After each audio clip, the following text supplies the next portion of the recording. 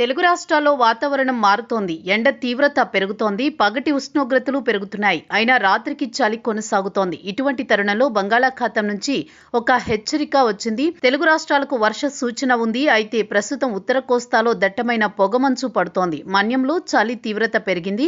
ఉష్ణోగ్రతలు కూడా తగ్గుముఖం పడుతున్నాయి. రథసప్తమి తర్వాత ఎండల తీవ్రత పెరుగుతాయి. శివరాత్రి తర్వాత చలి తగ్గి ఉష్ణోగ్రతలు క్రమేపీ పెరుగుతాయి. ఇటువంటి పరిస్థితుల్లో శ్రీలంక, తమిళనాడు దగ్గరలోని నైరుతి బంగాళాఖాతంలో అల్పపీడన ద్రోణి ఏర్పడింది. దీని ప్రభావంతో తేమ గాలులు వీస్తున్నాయి. వీటి ప్రభావంతోనే తమిళనాడు, కర్ణాటక సమీపంలోని రాయలసీమ ప్రాంతాల్లో వర్షాలు కురిశాయి. గత ఏడాది డిసెంబర్ వరకు వర్షాలు పడ్డాయి. తర్వాత బ్రేక్ వచ్చాయి. ఇప్పుడు మరోసారి వర్షాలు కురుస్తున్నాయి.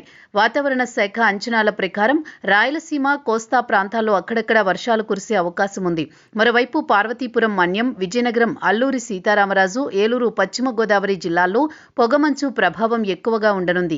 అయితే శివరాత్రి వరకు ఈ పొగమంచు కొనసాగే అవకాశం ఉంది. అక్కడి నుంచి క్రమేపీ తగ్గి ఉష్ణోగ్రతలు పెరగనున్నాయి. ఏజెన్సీ ప్రాంతాల్లో చలి తీవ్రత పెరిగింది. ఉత్తరాది నుంచి వస్తున్న చలి గాలులతో జనాలు వణికిపోతున్నారు. ఉదయం 10 గంటల వరకు పాడేరులో దట్టమైన పొగమంచు కురుస్తూనే ఉంది.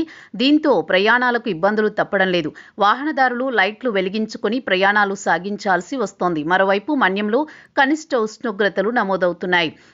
మాడుగులలో 8.6, అరకులో 8.8, ముంచంగి పుట్టులో 9.3, జీకే వీధిలో 9.6, పెద్దబయలులో 10, చింతపల్లిలో 10.1, హుకుంపేటలో 10.4, కొయ్యూరులో 15.6 డిగ్రీల కనిష్ట ఉష్ణోగ్రతలు నమోదైనట్లు వాతావరణ శాఖ అధికారులు చెబుతున్నారు.